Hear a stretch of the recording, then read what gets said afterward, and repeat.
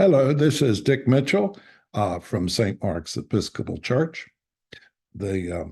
Again doing our program on the Gospel according to Saint Matthew, according to Saint Mark.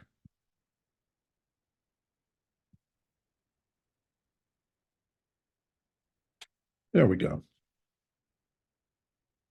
So this is session number 5, and this is the final session on the Gospel.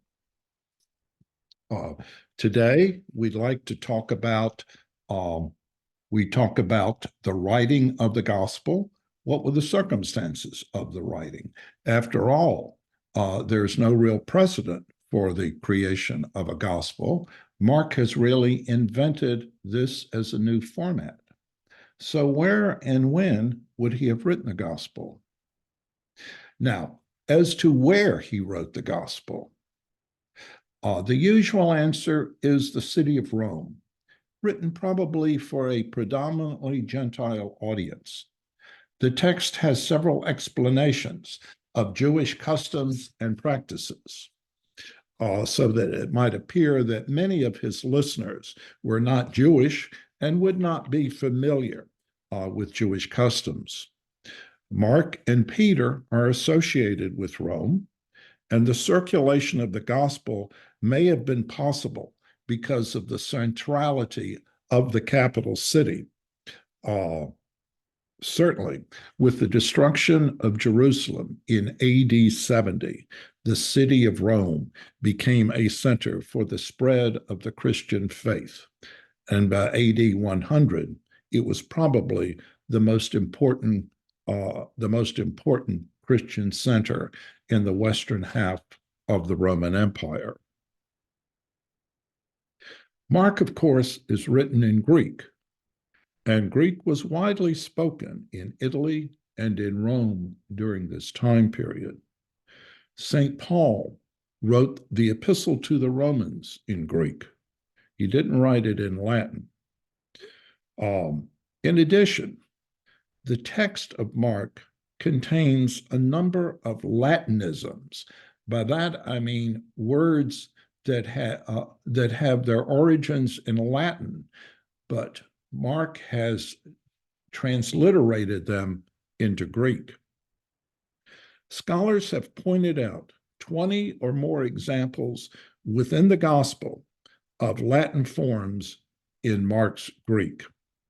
Now, a vivid example can be found in Mark chapter 12, when Jesus points out to his disciples a poor widow placing her gift in the temple treasury. The text states, he sat down opposite the treasury and watched the crowd putting money into the treasury. Many rich people put in large sums. A poor widow came in and put in just 2 small copper coins, which are worth a penny.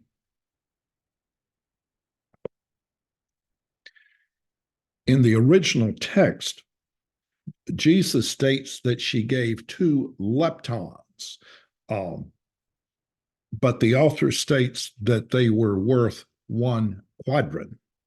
Now, a lepton is a Greek word for the lowest denomination copper coin, but a quadran is a Latin term for a low-value coin. So the author told the story with a Greek reference, but then, in effect, translated it for a Latin audience. By the way, the King James Version here famously translates this that she gave 2 mites worth a farthing. But Luke tells the same story in his gospel, presumably in a more Greek environment. So he retained the reference to the 2 leptons, but he did not make any comparison with Roman currency. So when was the gospel according to Mark written? Now, the longest sermon in the gospel is in chapter 13. It is Jesus' prediction of the end times. we know is the sermon about wars and rumors of wars. So we hear Bible critics propose that that in this end times sermon, Mark is in effect describing the destruction of Jerusalem in AD 70, and therefore that the gospel must have been written after AD 70, because Mark was placing into Jesus' mouth words to have him predict the destruction of Jerusalem. What we've called, what my engineer buddy Ron called reverse engineering. Now, let's state the obvious. If Jesus is the Messiah, the Son of God, then he can certainly predict and prophesy the future of Jerusalem. But nonetheless, you will hear this reverse engineering analysis throughout biblical commentary. If you go to Wikipedia and look up the article on the Gospel of Mark, you will find this destruction of Jerusalem analysis in connection with the authorship of the Gospel. Now, when critics speak of the destruction of Jerusalem in terms of the Jesus' sermon, they're looking at two specific passages. The first of these passages is, and the longer, is in Mark 13, verses 14 through 17. But when you see the desolating sacrilege set up where it ought not to be, let the reader understand. Then those in Judea must flee to the mountains. The one on the housetop must not go down or enter the house or take anything away. The one in the field must not turn back to get a coat. This passage continues and predicts further tribulations. But what does the desolating sacrilege mean? The phrase about let the reader understand is probably the author's caution to the lector, the person who is standing in front of the congregation and reading this sermon, that the lector needs also to explain what the desolating sacrilege is. And the lector is probably going to tell much of the same story that I will relate. In an infamous episode in 167 BC, 167 years before the Common Era, the Greek rulers of the Holy Land set up a statue of Zeus in the temple in Jerusalem, and they offered sacrifice to it. Reportedly, they sacrificed a pig to doubly humiliate the Jews. Now, this is recorded in 1 Maccabees, and it states, now on the 15th day of Chislev, they erected a desolating sacrilege upon the altar of burnt offering. Similarly, in the book of Daniel, written as prophecy, it states, forces from the contemptible one shall appear and profane the temple and take away the continual offering and set up the abomination that makes desolate. Now, Old Testament scholars believe that the book of Daniel was written about 165 BC, shortly after this desecration of the temple, and that this passage describing the same event as First Maccabees was described, and it's called the abomination of desolation.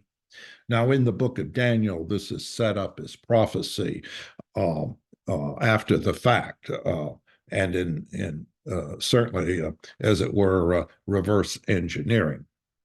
But in any case, this desolation of the temple in 167 BC led to the Maccabean revolt, that led to the expulsion of the Greeks, and after that, the rededication of the temple 3 years later. And we know that celebration of the rededication of the temple as the celebration today of Hanukkah. So let's return to Jesus' warning.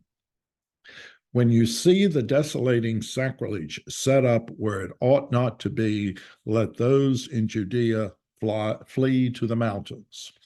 Now, I want to suggest today that this understanding, and this understanding is not original with me, that Mark's reference is focused on a specific event in his own experience, not the destruction of Jerusalem.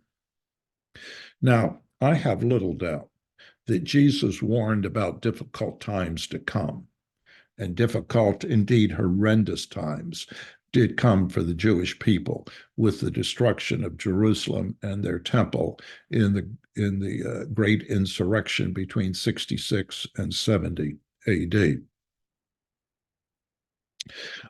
Jesus may well have used the Daniel story, the Daniel prophecy, because that was the destruction, the desecration of the temple was a vivid part of the Jewish experience from 200 years earlier. But it is significant that Mark saw this prophecy work out in his own lifetime. It had a significant impact on him, on St. Peter, and on the life of the primitive church. The book of Acts and the Jewish historian Josephus, along with other ancient historians, tell us pretty much what happened. In 37 AD, just a few years after Easter, the Emperor Tiberius died, and he was succeeded by his nephew Caligula. Many of us who are old enough and watched I, Claudius, may recall Caligula. He was generally treated as insane. Now, in AD 40, there were riots in Alexandria, in Egypt, between the Greeks and the Jews, as the Jews were accused of not properly honoring the new emperor. Then, about the same time, in the town of Jamnia. Jamnia is in a border area between the Holy Land and Egypt, approximately halfway between Jerusalem and Alexandria, a town of both Greeks and Jews in the day. The Greeks put up an altar to the new emperor, and the Jews tore it down. Caligula heard of this, and he was outraged specifically at the Jews. He ordered the governor of Syria to erect a statue of the emperor in the temple in Jerusalem, and that the temple be converted to a shrine for emperor worship. Now, this news got out, and the Jewish population was appalled, horrified. It was ready to fight. This would have been a profound desecration of the temple. In fact, the governor up in Syria was no fool. He told the stone carvers to take their own sweet time in preparing this statue, and he wrote back to the emperor saying this was not a good idea. Caligula wrote back and said to do it anyway, that his order stood. Now, it cannot be too much emphasized how much this upset Jewish life. Clearly, there would have been an armed revolt 25 years before the actual Jewish revolt in 66 AD. As it was, circumstances worked out favorably because crazy Caligula was assassinated by his bodyguard before further harm could be done. Caligula's uncle Claudius, a somewhat more reasonable man, was made emperor. No statue was erected in the temple. However, following on, a close friend of the new emperor was Herod Agrippa. He was also depicted on I, Claudius, but shown as an urbane, witty, and well-informed friend of the imperial family. Agrippa was the grandson of Herod the Great. Claudius made him a client king in Jerusalem and a client king over all of Judea, so that his jurisdiction was almost as great as that of his famous grandfather. Previously, from about AD 6, Judea and Jerusalem had been ruled directly by Roman officials, like Pontius Pilate. So this was a major change, a client kingdom and a restoration of the Herodian dynasty. Now, historians tell us that King Herod Agrippa, did not do so badly, that he was fairly popular with the Jewish population. But Luke, in the book of Acts, tells us something more about that popularity, that he became popular in part because he persecuted the Christians. There is a strong implication in Acts that after the upheaval, following the murder by stoning of St. Stephen and the persecution headed up by Saul, that after that, the primitive church had settled in for a relative period of peace in the late AD 30s. But that would change during the time of Claudius and Herod Agrippa.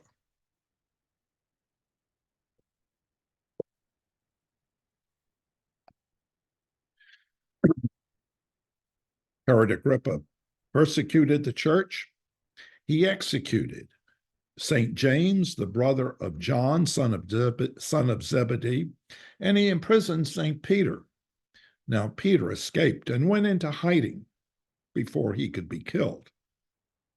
But Peter pretty much disappears from much of the narrative of the book of Acts at this point. New Testament scholars have long speculated that Peter then went traveling. We think he went to Antioch and eventually on to Rome. But certainly the persecution under King Agrippa changed Peter's life. Now, Agrippa himself died rather suddenly in AD 44 under circumstances described pretty much the same by both the historian Josephus and by Luke in the book of Acts, chapter 12. Josephus saw Agrippa's death as a great tragedy. St. Luke said he had been struck down by an angel of God. But the sequence of events that followed Caligula's command to erect a statue of himself in Jerusalem, the abomination of desolation, set up a series of events that was dramatic and devastating for the primitive church and seemed to be tied to the earliest systematic persecution of Christians by Roman representatives. So let's recall where we began with Jesus' warning about the desolating sacrilege. These warnings proved true for the early church. The events triggered by the mad emperor's attempt to convert the temple into a shrine for imperial worship, for emperor worship, to, in effect, commit the abomination of desolation, led in their own elaborate way to James's execution and to Peter's banishment and apparent travels. But the abomination of desolation then became a central part of the lives of both Peter and Mark, because both must have been in Jerusalem in those years. So when I suggest that Jesus' caution about the abomination of desolation made a deep impression on Peter as he saw it tied to the death of his friend and fellow disciple St. James and his own banishment, I think we also need to reject any suggestion that it was somehow a prophecy of the destruction of Jerusalem by the Romans, and hence does not in any way suggest that Mark's gospel was written after AD 70. In fact, this passage may suggest a time as early as the late 40s. But earlier I had said there were two passages. Let me mention the other passage. The other passage that allegedly is an after-the-fact prediction of the destruction of Jerusalem is Jesus' direct prediction of that destruction when he tells his disciples, "There will not be left here one stone upon another." And we'll specifically note not a general destruction of Jerusalem, but specifically a destruction of the temple. On the other hand, Jesus also predicted in Mark 9, the Son of Man is to be betrayed into human hands, and they will kill him, and 3 days after being killed, he will rise again. He says something similar in the Gospel of John. Destroy this temple, and in 3 days I will raise it up.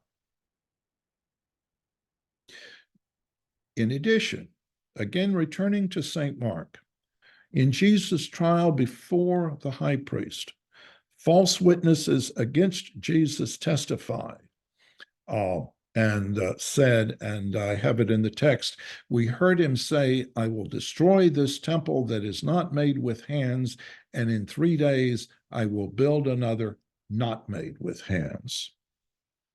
Now, it seems evident that the false testimony at trial is a conflation of Jesus' separate prophecies. First, that he would die and rise after 3 days, and second, that the temple would be destroyed. And if this false testimony was given, then it seems probable that the source was tied back to Jesus' actual prediction of the destruction of the temple.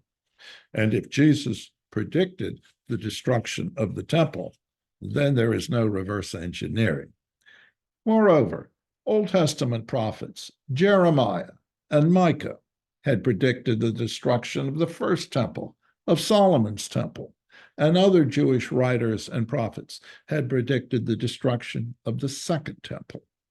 So the suggestion that Jesus' prediction of the destruction of the temple was some after-the-fact construction really does not hold up. And if it doesn't hold up, when then did Mark write his gospel?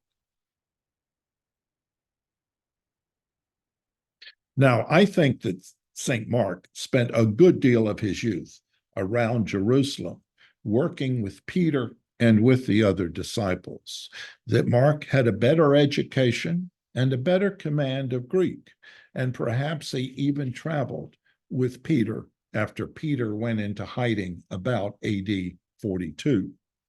But clearly, Mark spent much of his time in the AD 50s supporting missionary work.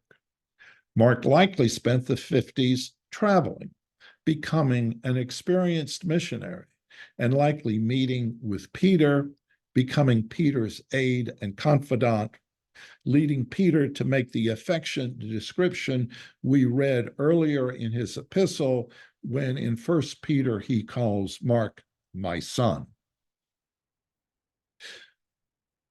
But there is another thought about dating. We do not know when the Christian faith first came to the great capital city of Rome. The Roman historian Suetonius, and he was working about AD 120, wrote a history of Rome over the previous century. Now, Suetonius was in a catbird seat because he was secretary to the Emperor Hadrian. Suetonius reports that the Emperor Claudius expelled the Jews from Rome. Here's his text. Claudius expelled from Rome the Jews constantly Jews constantly making disturbances at the instigation of Chrestus. Chrestus. Now, in Latin, the vowels in Greek sometimes drift. And so that an I in Christus or Christus might become an E in Chrestus. So this event that Suetonius is describing during the reign of Claudius probably happened in the late AD 40s. And the event is separately confirmed by a passage in the book of Acts. So it is quite possible, indeed likely, that Christian missionaries, possibly including Peter, preached in Jewish synagogues in Rome that Jesus was the Messiah, and this led to an uproar, perhaps even a riot. Similar things had happened with St. Paul when he was preaching in Jewish synagogues in Asia Minor. Claudius probably did not expel literally all the Jews in Rome, but he likely expelled the Christian leadership, the Jewish Christian leadership, again, possibly including Peter. Now, separately, there is an ancient report that Mark wrote his gospel following the death or departure of Peter. It's like a translation issue. Does it mean Peter died or Peter departed? And did so to preserve Peter's message for the surviving Christian community in Rome. Possibly, if it was after the expulsion of Jewish Christians, possibly now for a largely Gentile membership. He could have done this in the late 40s or the early 50s. In AD 54, Nero succeeded Claudius as emperor, and Nero permitted the return of the Jews to the city. About 57 AD, St. Paul writes the epistle to the Romans, written, of course, in Greek. And now there is a vibrant Christian community in the city, with obviously both Jewish and Gentile members. Moving on, remember, we're going to talk about St. Luke for a while. Remember, St. Luke concludes his Gospel and Acts saga, his 2-volume account of the life of Jesus and the life of the early church. He concludes this with the arrival of St. Paul in the city of Rome, which we think took place about AD 70. Paul arrives along with Luke and other companions, and Luke states that Paul remained in the city about 2 years. And at this point, the book of Acts ends. But that would bring us to about AD 62, some 8 years before the destruction of the temple. Now, in his book, The Case for Jesus, by Roman Catholic scholar Brant Pitre, published in 2016, Pitre asks, why end there? Why end in 62 AD? Pitre points out that in Luke and Acts both, the author always points to the fulfillment of a prophecy. Now, Jesus had predicted the destruction of the temple. Why doesn't Luke point out that Jesus' prophecy had been fulfilled? Perhaps Pitre suggests it had not happened yet. Perhaps Luke, when he arrived in Rome, encountered Mark's written gospel, and Luke then retreated, maybe in 62 or 63 AD, to some safer location, perhaps in Greece, to write his gospel and the book of Acts. Obviously, Luke has relied on Mark's gospel, and so that if Luke wrote his own gospel in the mid-60s, that would suggest pushing back the composition of Mark's gospel to the 50s or even the late 40s. Similarly, in a more recent book, published just in 2022, Canadian scholar Jonathan Bernier, his book is entitled Rethinking the Dates of the New Testament. Bernier essentially agrees with Petrie and asks, why would Luke describe in such exact detail all of the legal issues faced by St. Paul during his arrest and transfer from Caesarea, well, first from Jerusalem to Caesarea, and then 2 years later from Caesarea to Rome? Why would he go through all of that without describing the result? Unless Acts was written while Paul was still in custody in Rome, awaiting the emperor's judgment. Professor Bernier proposes that Mark, again used by Luke, was likely written in the 40s based on this analysis. Now, the alternative concept, and probably more widely accepted, concerns, again, the Emperor Nero. Rome burned in AD 64. Nero blamed local Christians for the fire, according to Roman historians, and Nero used them as scapegoats, put many of them to death, reportedly in some horrible ways. Christian tradition has long held that Peter was put to death in this local persecution in Rome, probably about 65 or 66 AD. And then after Peter's death, reacting to the death of the senior disciple of our Lord, St. Mark wrote his gospel. In any case, Mark's gospel then became a key part of the Christian story. As the Christian church spread throughout Judea and Samaria in the 30s and 40s, new Christians wanted to learn about Jesus and his ministry. In all likelihood, the church leadership in Jerusalem, possibly led by the former tax collector Matthew, who was certainly literate, gathered stories and sayings of Jesus and wrote them out and circulated them perhaps in notebook form among the increasing number of Christian communities in Judea, Samaria, and Galilee. Bible scholars call this written collection of Jesus stories and sayings Q.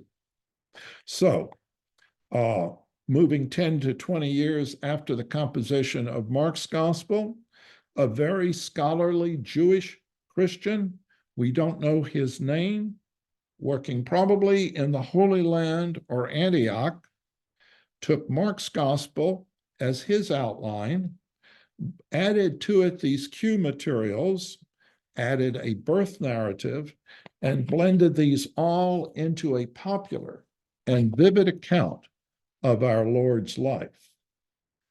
This new gospel account quickly became known as the Gospel according to Matthew, likely because of Matthew's role in assembling the Q materials. And then about the same time, working perhaps in Greece, St. Luke wrote his massive 2-volume saga, the Gospel and the Book of Acts. Again, Luke used Mark's gospel as the narrative spine for his gospel, and Luke also drew upon this same Q material, probably from his own research in the Holy Land during St. Paul's imprisonment in Caesarea. And of course, St. Luke used some of his own experiences traveling with St. Paul on missionary journeys in the composition of the book of Acts. This will conclude my series of talks on the Gospel according to Mark. My chief points have been that this was the earliest gospel written, that it really invents the gospel format, that it was based on eyewitness accounts of Jesus and his ministry, his death and resurrection, that all evidence points to Mark, the sometime companion of both Paul and Peter, as the author, and that it was likely written in Rome sometime between the 40s and the 60s.